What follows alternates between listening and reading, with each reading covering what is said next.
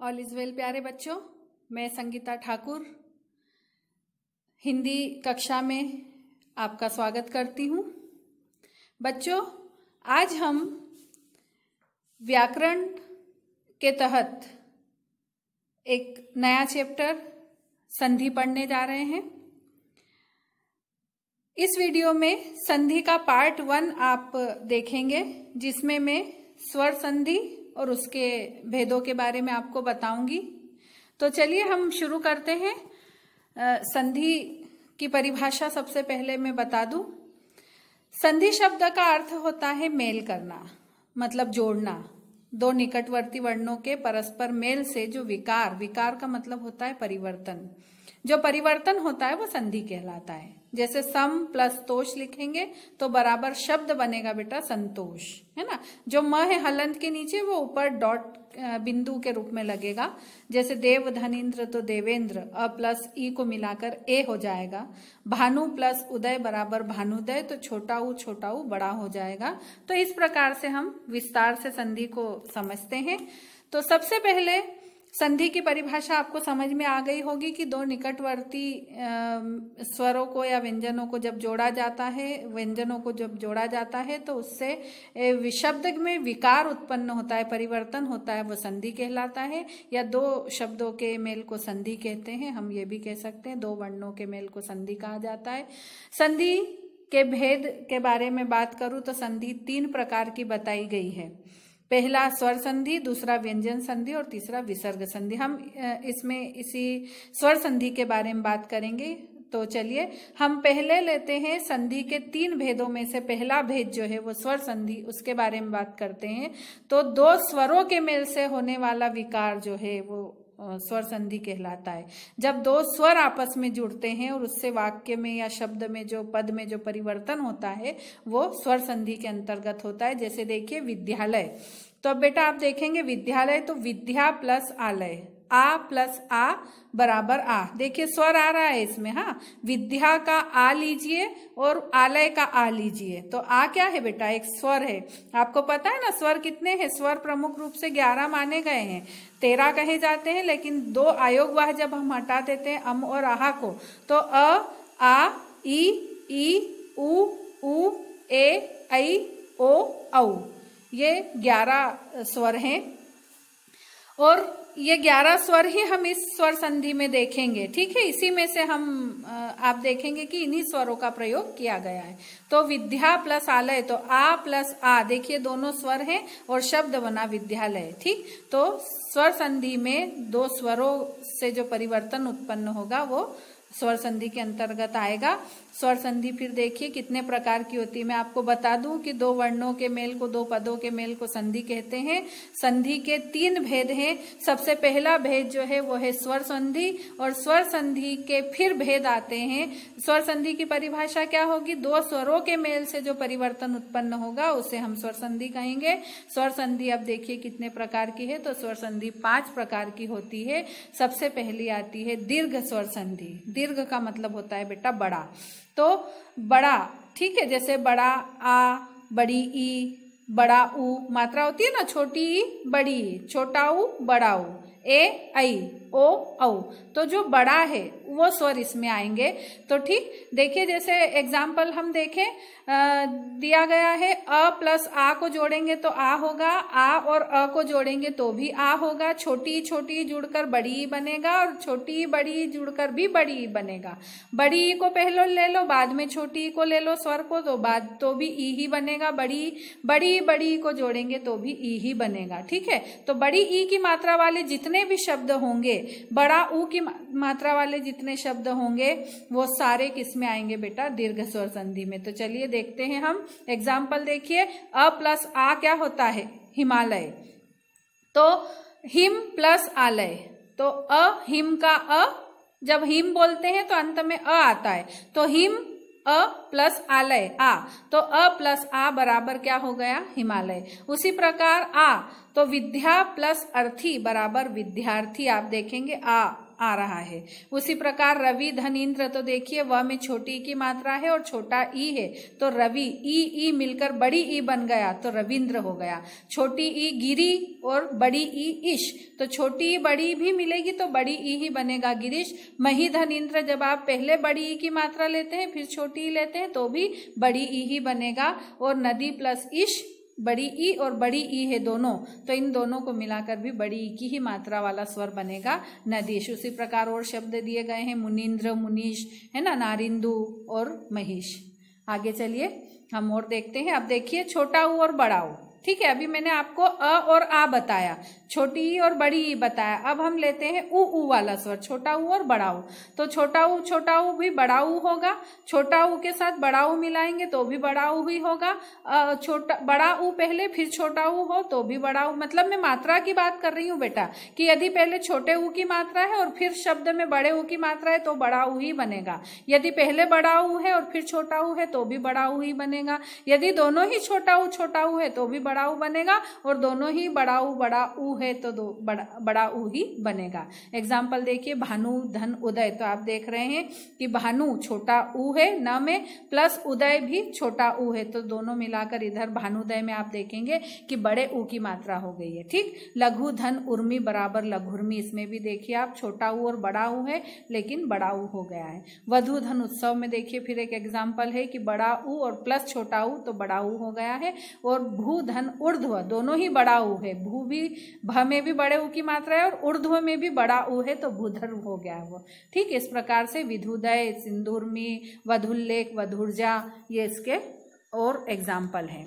अब देखिए अगली संधि आती है, मैं आपको स्वर संधि समझा रही हूँ बेटा। स्वर संधि पहला जो था दीर्घ स्वर संधि था, जिसमें बड़ा आ, बड़ी ई, बड़ा ऊ, तीन स्वर जो थे हमारे वो आ रहे थे उसमें। अब हम बात करेंगे अगले स्वरों की, तो गुण संधि में वो स्वर आते हैं। इसमें यदि आ के आगे ई, छोटा ई, बड़ी ई हो तो वो ए और ऊ बन जाएगा। देखिए कैसे, मैं आपको नीचे एग्जाम्पल में बता रही हूँ।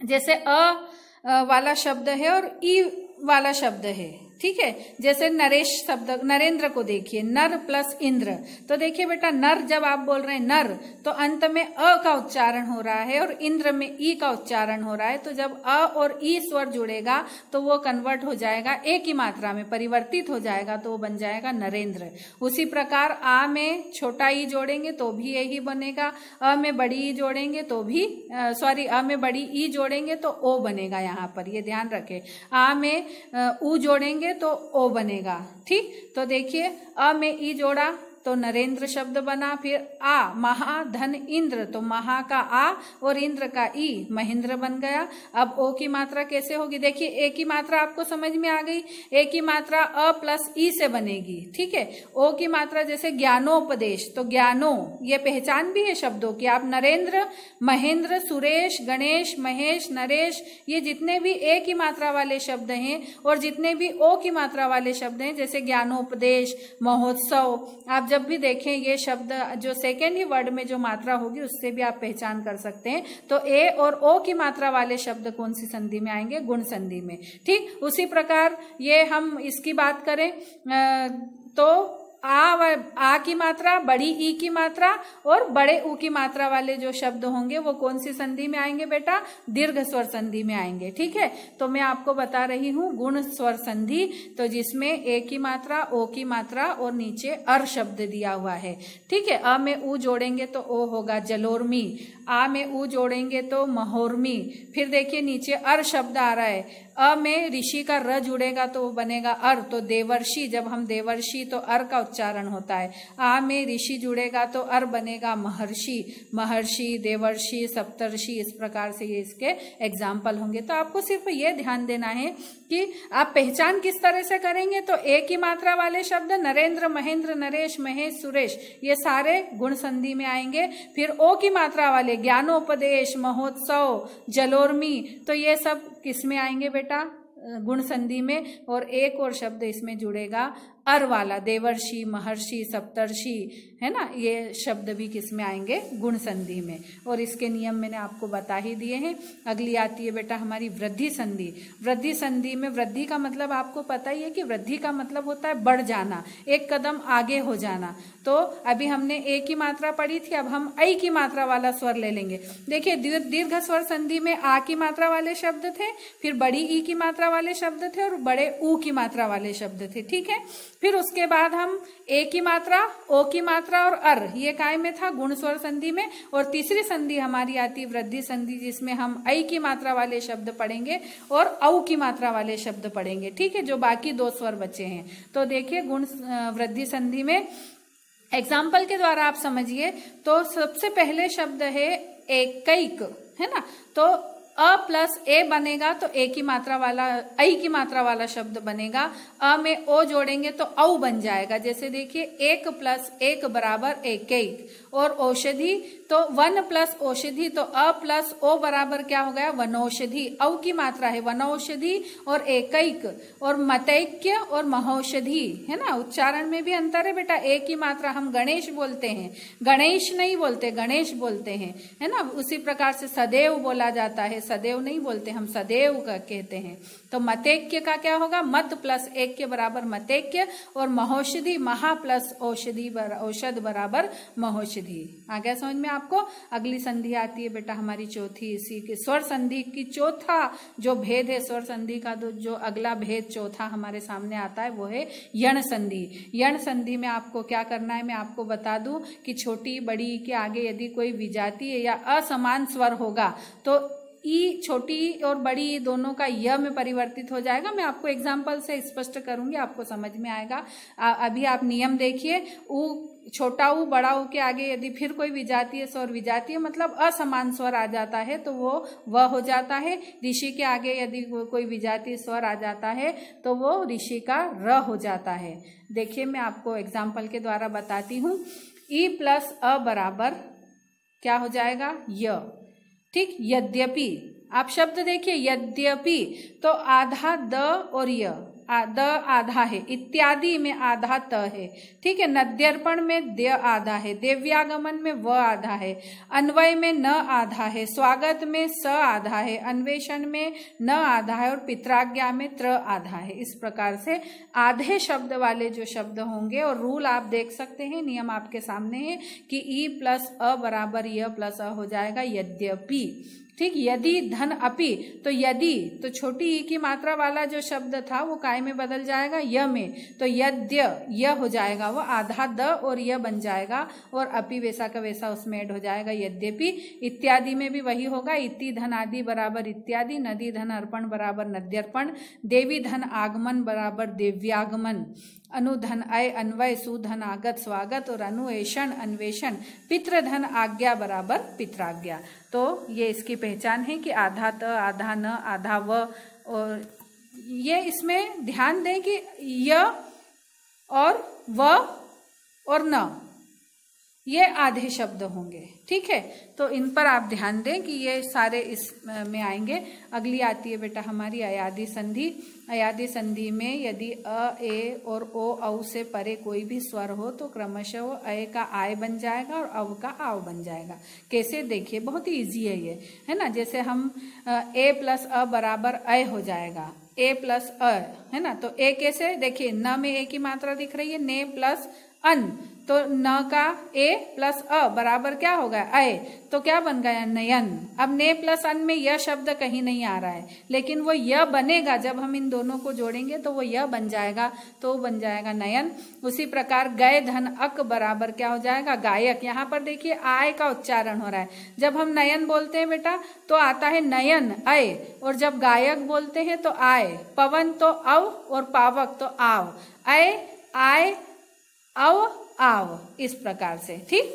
तो देखिए अगला एग्जाम्पल देखिए बेटा, जब ओ में अ जुड़ेगा तो वो बन जाएगा अव, ठीक है।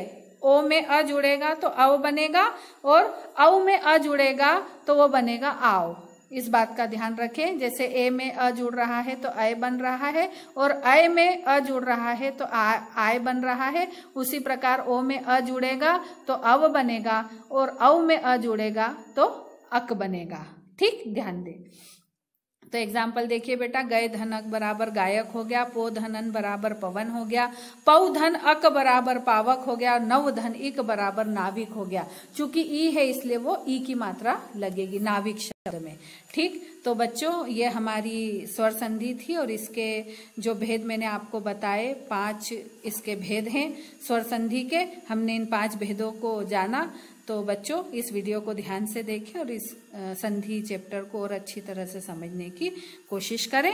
धन्यवाद। अगले चैप्टर के साथ, अगले चैप्टर में पार्ट 2 के साथ, संधि वाला चैप्टर ही होगा लेकिन पार्ट 2 के साथ मैं आपको आगे ले चलूंगी संधि प्रकरण में। धन्यवाद।